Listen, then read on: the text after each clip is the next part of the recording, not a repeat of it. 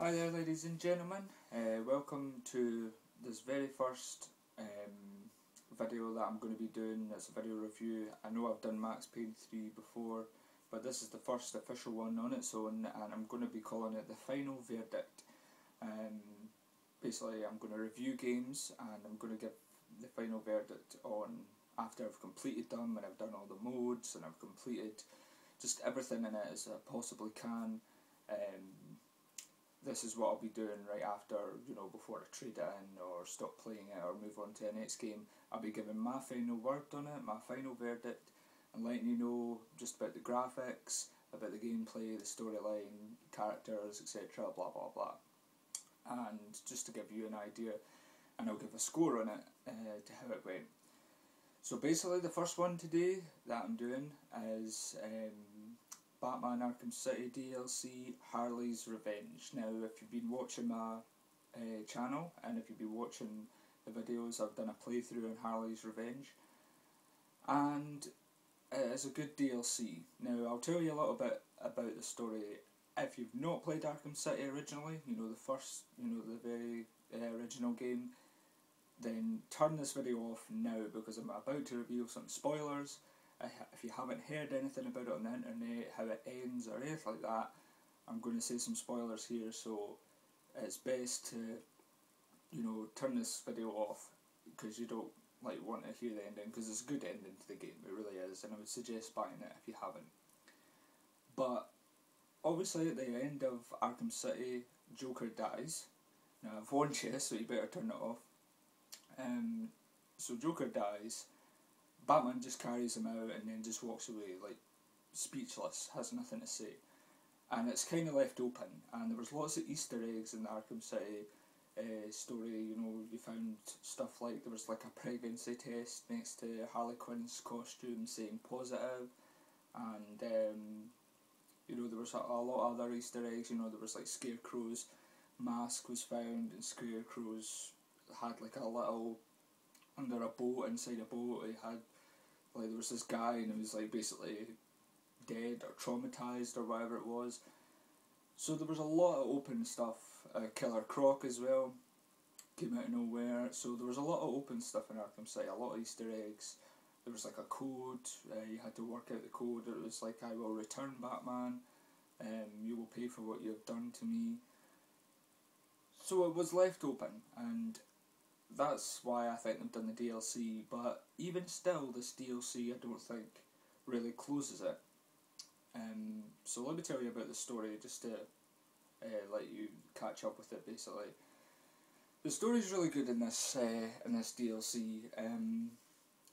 There's a lot of things in it that do, kind of close up, the Arkham City story, and it makes you wonder more on what they will do next, if they'll just leave it at that and work on something else, or if Rocksteady will come back to Batman and make it Arkham World or whatever. I know there was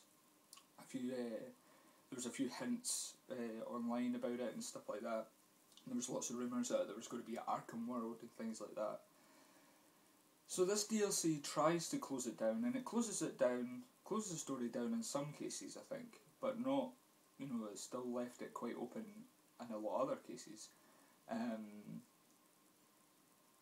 Basically, you start off as Robin, and basically the story is that Batman's went missing for 2 days. This is maybe 2-3 weeks after the original Arkham City, and Batman's went missing for the past 2 days, and no one knows where he is. They kind of have an idea, because he's went into the steel mill where Harley has basically took over and kind of revamped it and made it her own, and she's still got all the henchmen, all Joker's henchmen, stuff like that, but now they're dressed up in Harley uniforms and stuff like that. So it's quite interesting to see, a whole new revamp on the steel mill. Obviously it was the Joker before, so it was all Joker stuff and lots of funny stuff, and it kind of left it empty. It felt a weird feeling, because obviously the Joker's dead, so he wasn't there, and it was just Harley, but you were still expecting him to be there, and there was still a presence of him being there. And there's Joker statues and stuff like that, and you could hear it's quite eerie and quite creepy because you could still hear from time to time on TV sets and things like that, like he's laughing and stuff like it's hard to explain. It feels as though there's a presence there of Joker, and it makes you wonder if he's actually dead. Because like that was, never really.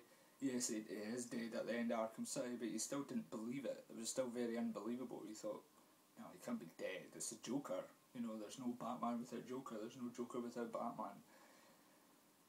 So it was weird. It was really, really strange to go back and reminisce. Like you go back to the steel mill and you start thinking about the brawl you had and things like that. And so it's good reminiscing about what you've played in the previous game. But the storyline basically is Harley's captured Batman and Robin's went in to save him, and Robin's having a look to see what's happened to Batman, and Harley's kind of lost it ever since the Joker died. She's really lost it. She's got like a shrine dedicated to him, and as I say, all these statues around the steel mill. So that's, in a nutshell, that's what the storyline is. Robin goes in to save Batman, and that's it, kind of thing.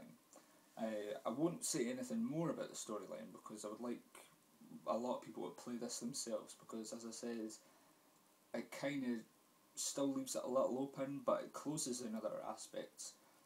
And you'll find out if you do watch the videos. If you don't buy it and you watch the videos, that'd be great as well. But you'll get a sense and a feeling of, it's still quite open.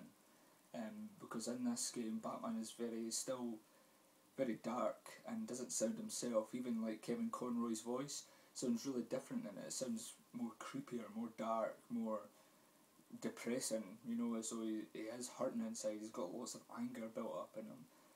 So, I don't know if that was an accident thing, but it certainly sounds like it was done on purpose. It was meant to sound like he had a lot of anger built up in him.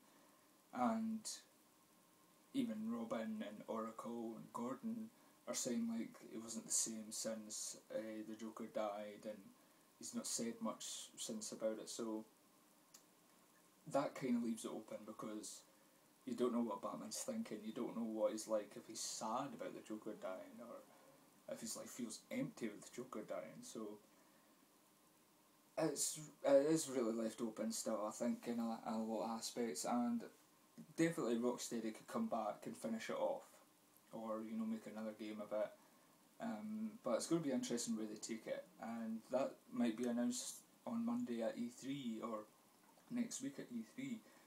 They might be working on something else. It might be another superhero game or just another game entirely. But looking forward to that. If they do announce it, that would be really cool. So the storyline is good, don't get me wrong, the story is interesting. It does close up some holes that were left in the original campaign, so the story is good. Gameplay wise, it's basically just the same as Arkham City. Your combat's the same, your takedowns, your gadgets, etc. It's all very, very similar and all very familiar as the Arkham City game, the original Arkham City game. But when you play as Robin, you know that there is a difference between Robin and Batman, because Batman's got all these gadgets and all these moves and all these takedowns, and Robin's got all these. He's not got as much as it. He's not got as much combo takedowns, as much gadgets as Batman. So, you do see a difference in the two. You feel a lot better when you are Batman because you've got a lot more available to you. So, you do notice a difference there. But gameplay is pretty much the same. Everything. It's still solid. It's still a really good combat system and a really good counter system and stuff like that. So yeah, gameplay top, thumbs up for that. Nothing wrong with that there. The graphics, now you won't see it very much in the videos because I'm shooting off an iPhone. Not the best picture quality, and it doesn't really do the graphics any justice because the graphics are really good in this game. The graphics are really, really sharp, and just everything about it is really sharp. It's really good, but you can't really see it on this iPhone camera because it's not got a sharp picture. So the graphics aren't really done, very well in the videos, but I can assure you, I can give you my word that the graphics are really good and they're really sharp, and there's not a lot of bugs or anything like that. You've not got your hand going through a henchman's head or anything like that. It's pretty much spot on. So Arkham City is basically the same as it was. There's nothing a lot different. The graphics are the same, the gameplay's kind of the same, apart from obviously you play as Robin. So you get a different experience, you get a new experience compared to the Batman one. So all in all, yeah, they're all good. The story's good, the gameplay and the graphics, the characters obviously, they're all really good. The gameplay does, the story does get kind of finished off, but it still leaves it open, and it still leaves, I don't know about anybody else, but certainly leaves me wondering, because you don't know how Batman's feeling yet. It seems as though he's angry about something, and he's maybe got a hint of sadness in him, possibly about the Joker's death, but you don't know, and that's why it leaves it open, because he's not said anything. He's never, he's quite blunt and straightforward with Gordon, with Oracle, with Robin, so it is strange. It is going to be quite interesting to see what happens in the next game if they do make a new one, which would be really great, and it'd be great if it got announced at E3 this week, on Monday, excuse me. So it would be good to see what happens with that. But my final verdict on Batman Arkham City DLC Harley's Revenge, definitely good story, great gameplay, just the same as Arkham City's really, and it's got a wee bit of variety, obviously playing as Robin. Graphics are good, but you won't see it in this video, but you will notice if you do have the DLC, or if you're going to buy it, you will notice it better then. And that's pretty much it. It's about 2 to 3 hours long, and it could be a little bit longer if you go around everywhere looking for the Harley balloons. They're just kind of dotted all over the place. There's 30 to collect. I think I collected about 18. So you could probably do it within about 3 hours. But good DLC, and did close a lot of the storyline holes in the original game. So I'm going to give Batman Arkham City DLC Harley's Revenge, I'm going to give it an 8.5 out of 10. There's nothing wrong with it really. The only disappointment was it was just it still left it open, and you kind of wanted it to close because you kind of wanted that closure, that feeling of, oh, so that's what happened, and it still left it open for another game, which is a positive in a way as well. So that's why I gave Arkham City DLC Harley's Revenge an 8.5 out of 10, because it's got good gameplay, it's got good storyline, good graphics. Just leaving it open at the end was a bit, you just wanted it to finish, and it seemed in a way that they just rushed the end. It was just really, really quick, and especially when you're playing, you get to fight Harley at one point, and it doesn't really do it justice. You beat her, and it's kind of rushed, it's kind of easy. So, as it says, it's kind of just, you'd rather piled this ending all together, and that's what, it was kind of a disappointment. But you'll see it for yourself. I definitely recommend it. Buy. It's only £10. Well, here in the UK, I think it's like $11 or whatever in the US. But yeah, definitely a good DLC. Definitely recommended to buy, especially for £10. Not too bad. So it's an 8.5 out of 10 on the final verdict of Batman Arkham City DLC Harley's Revenge. Thanks for watching this video, and watch all my other videos that I've got here on Ryan Entertainment. I'd be very grateful for subscriptions, for ratings, and any hints or tips on how to make my videos better, or how to present better, or whatever like that. Thanks very much, and I'll see you soon.